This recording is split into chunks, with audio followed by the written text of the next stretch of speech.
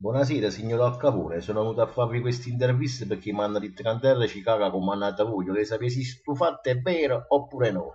Se mi spiegate, lo scrivo sul giornale. E secondo voi è una bugia? Ma avete capito chi sono chi? Chi sono Al Capone? Si di terra Castiella a mare, senza offesa. Comunque io faccio bene alla gente e la gente mi vuole bene. Scrivetelo questo, non vi dimenticate, perché io li faccio mangiare. E poi mi rispetto per un'altra cosa pure, perché gli mette pistola in capo e spara in capo. E spara in capo a si Zuzza. Si deve... che voi da me? Mi vogliono bene e tutti mi rispettano. Probabilmente mi va bene, sto tutti una cadita a me per barba, vedete, perché non mi ha mai tagliato, mai, non mi ha mai tagliato una volta. Ecco voi da fare. Mi rispettano e io promuovo. Andiamo,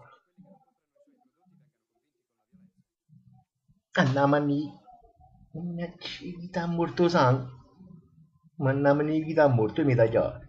Di buono già. Mo te ne hai a candello, mo i chiudo la salona, hai capito? Zuzzusa, sporca, vattene, no?